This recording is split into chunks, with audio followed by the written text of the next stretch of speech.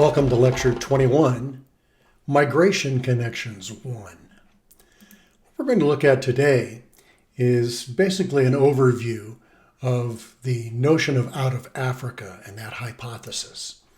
So we're going to use this scientific method, and let's do a review of that. First of all, the scientific method, it's not a philosophy so much as it is a methodology. It's a way of doing something.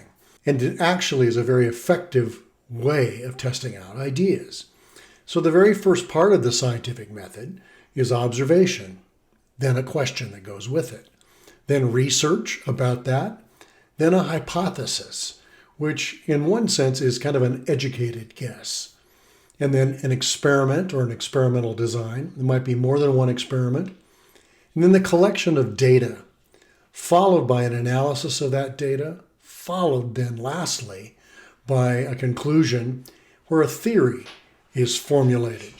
So let's just look at these briefly and kind of define our terms.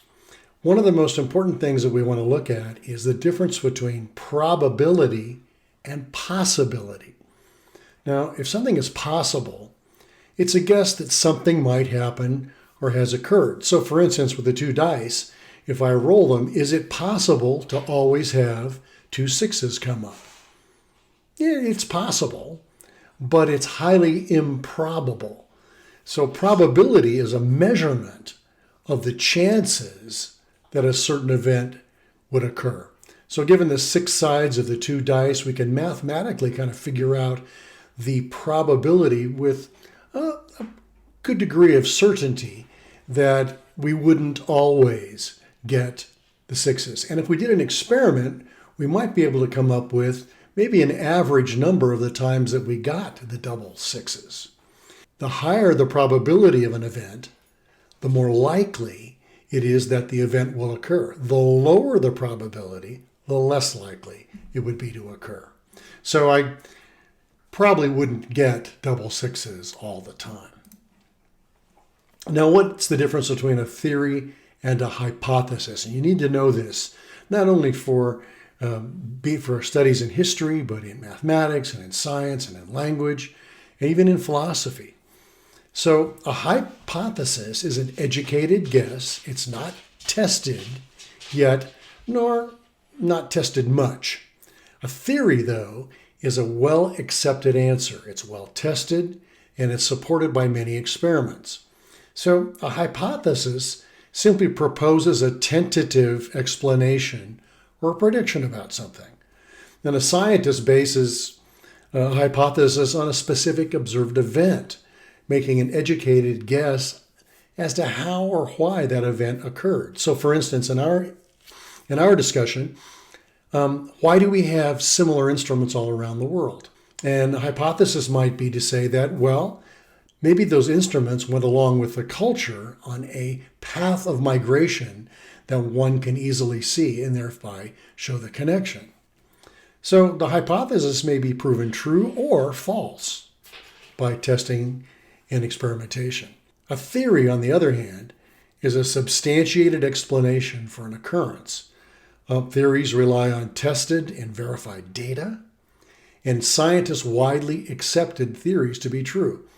Though not unimpeachable, that simply means though the theory might be accepted, if further research is done, it could be modified. So here's some examples. These are 4 examples of scientific theories. I won't read each one of them, but we have the Big Bang theory, the heliocentric theory, that the Earth travels around the sun, the theory of general relativity that Einstein came up with. It has to do that mass distorts time and space, and that's what the effect of gravity is that we feel. And then the theory of evolution by natural selection, Charles Darwin's theory. All of these are not guesses. They are explanations backed by scientific evidence. So always know that difference between a theory and a hypothesis. You'll commonly sometimes hear, that's just a theory. Well, they're confusing the two words fairly dramatically. Here is an overview of the origins hypothesis.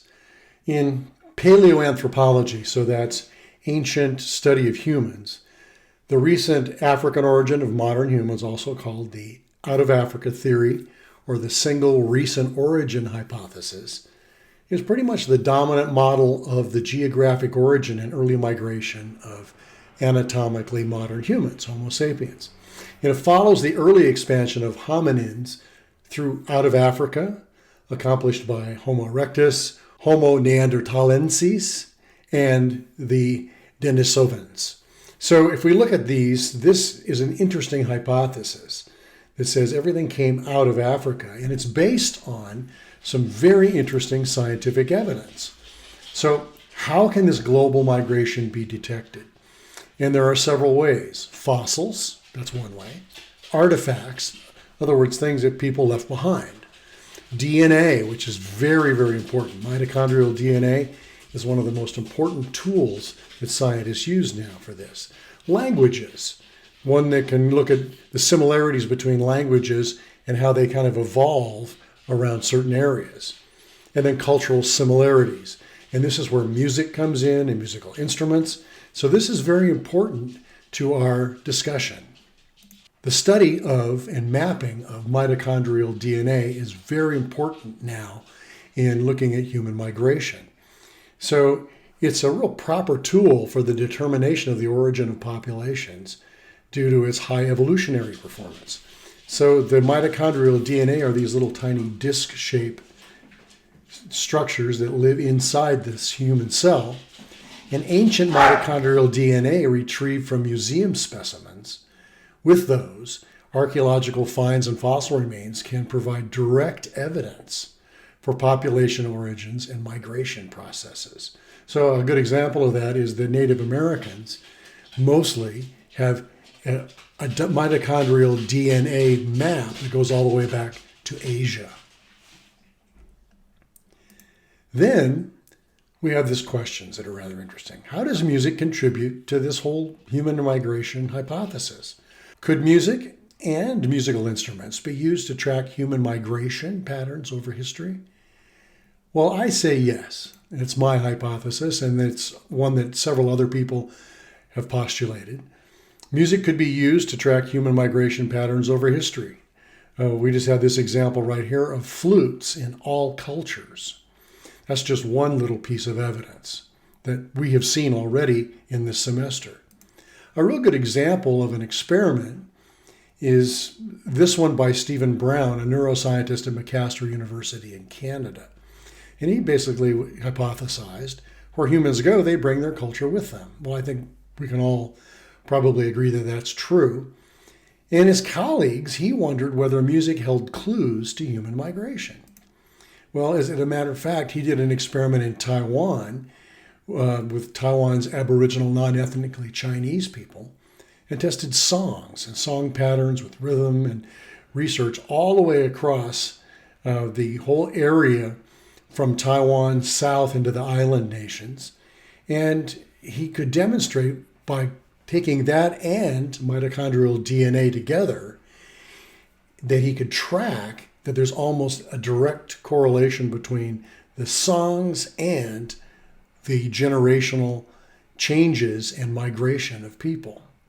So their preliminary conclusion is that this study just adds another avenue to explore the spread of humans, since musical forms evolve and vary much like language.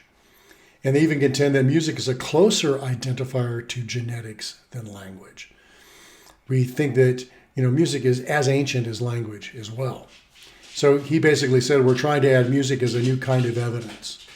Well, for us, this is just one small experiment, and I believe there will be many more in the future. So our focus is going to be the musical evidence supporting the out of Africa theory for the rest of this semester.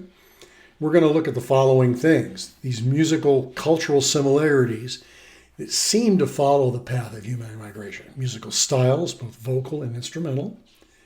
Instrument design. We'll use the horn, bow, stole, sax, classification, idiophones, aerophones, etc.